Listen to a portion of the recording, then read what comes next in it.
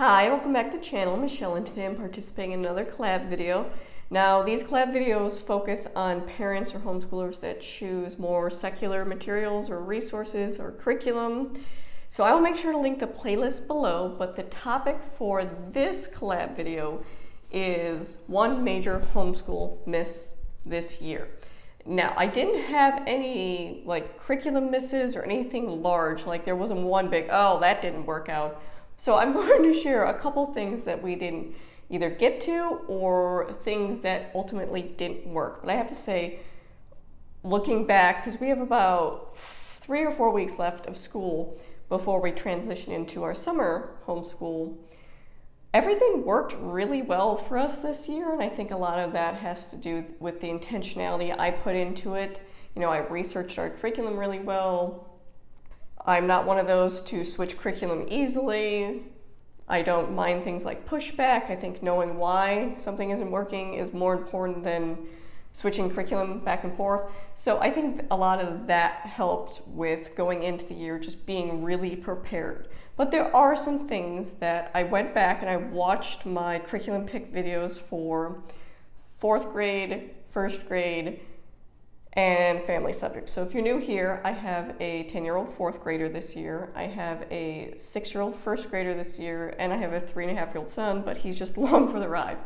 So I went back and I watched all those videos and made notes of, what worked and what didn't. So I'm going to share first the classes or things we didn't get to. So I mentioned in that video that I hoped to enroll my daughter in some type of art class, because near us, they do have an art program geared for that elementary age where they go over different artists, they do pottery, they do all the fun stuff in art. But recently this past year, she had gotten away from that type of art. She's more into design right now and, like sewing and architecture, and not so much painting and drawing. So her interest shifted.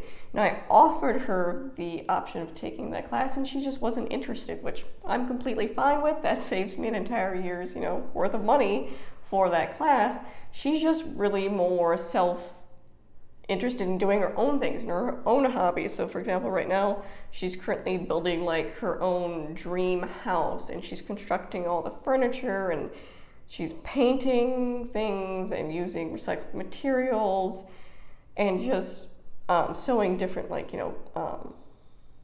blankets and things for the beds and the furniture. So she's enjoying that aspect of it, and that's great. She's just exploring her own creativity. She's really gotten into poetry recently. So those are the outlets she's recently, in this past year, chosen to take. So we didn't have a need for that art class. Another thing is my oldest does horseback riding lessons, but unfortunately in December her instructor broke her ankle in a place that required surgery and pretty intensive rehab and therapy after that to just walk again.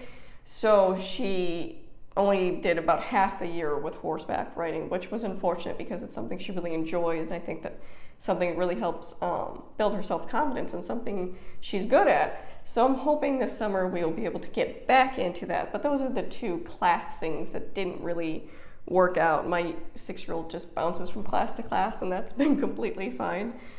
So the things we didn't get to. So in those videos I mentioned, I really wanted to continue foreign language. We had originally started off doing Spanish together, and that went well, but my 10-year-old decided she wanted to try French. So my plan was to continue Spanish with my 6-year-old and hopefully try French at the end of the year. We're at the end of the year and we haven't gotten to it.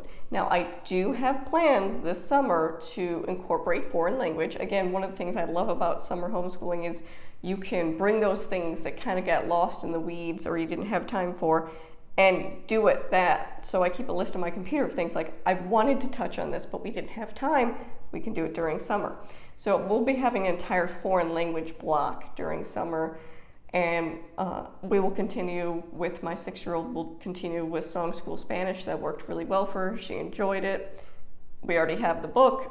Everything's good with that. Now my 10-year-old with French, I really had to research for her. And because she doesn't want to just learn how to speak it. Of course not, she's my child. She wants to learn how to write it and how to read it. And I can understand that. I took Spanish in high school and college, and despite how many classes I took, I was never fluent. But I can read it and write it pretty well, so I can understand the interest in that aspect of just being able to, conversationally speak a language. So, I tried things out like Duolingo, Rosetta Stone. I tried, the free trial of Rosetta Stone, and those just weren't what she was looking for. She wants to know how to read it and write it. So she wants to know the grammar rules, the accents, and all that fun stuff. So I did a lot of research trying to find something that would fit that isn't too, because a lot of the homeschooling programming is just very younger ages, and a lot of it's not French. Most of it's a lot of Spanish, or it's like, middle school and high school options. So I did a lot of research on that. I will definitely be sharing what we have chosen when I do my summer homeschool picks. So stay tuned for that. I'm really excited to show what we chose after all that research I had to go through. But foreign language is something that just fell on the wayside this year, and that's completely fine. Like I said, we'll pick it up this summer. So curriculum, or things that didn't pan out. So another thing we unfortunately didn't get to was the Little Justice Leader subscription box. This is a social justice themed subscription box aimed for children, so it's completely age appropriate. You can choose different ages. I think it's K through 2nd, and then 3rd through 5th, I want to say. And we had every intention of continuing this on this past year, but due to budgetary reasons, this was unfortunately something that got cut. The box is about $50 a month. You get a book, and it's always a specific social justice theme. You get a book and resources that go along with that, and it's an awesome resource.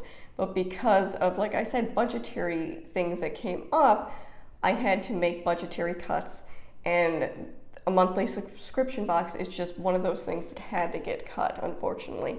But I am excited again. This is already planned out in our future budget for next year. It's a line item. I will link up above my homeschool budget video if you want to see kind of how I break things down. But it's a priority this coming year. So we will be getting back into it, which I'm really excited about because I think it's an awesome resource to be using. But unfortunately, we did not get to utilize that this past year. We still talked about social justice issues. We just didn't have, it took me a lot more research and more of my personal time finding those resources to talk about with my kids. But it's something I look forward to getting into. So that's something that we did not get to this year.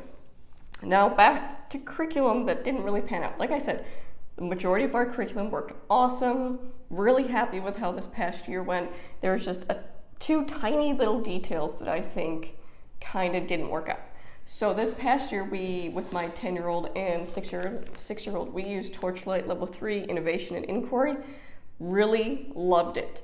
I thought it was great. Again, I don't use every aspect of Torchlight, everything written in here. I pick and choose what I want to use. And of course, I will have an end of the year review just on Torchlight because there's a lot to talk about with it. But I don't do my end of the year reviews until it's the end of the year, and it's not the end of the year yet.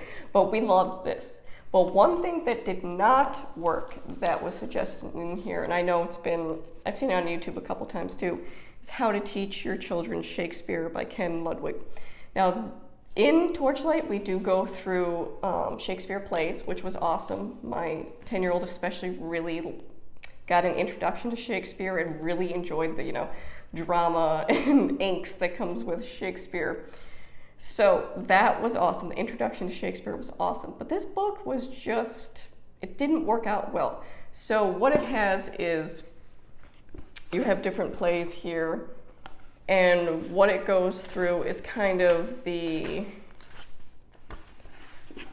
gives you a passage to learn. And if you go on the website, you can print out the specific passages. So when we did a Midsummer's Night's Dream, we did a passage from there where we memorized the passage and recited it. And I think you memorize it for about a week or so. I do like in the book that it talks about, kind of explains the passages to the children, because this was, of course, written in a way that's more difficult to understand in modern times, especially. I remember doing Shakespeare in high school and college. I'm like, what is that talking about? So I do really appreciate that it talks, about the rhythm of the language or the words, and it breaks down, what is this actually saying, and it gives you kind of historical context on Shakespeare himself. And that was really useful. But ultimately, what didn't work out is the memorization. And I should have known, because we're not a memorization household. I don't think blatant memorization is beneficial to a child. Again, everybody's entitled to their own opinion. But when we memorized Midsummer Night's Dream, the passage from that, it was helpful because, again, it was our first introduction to Shakespeare.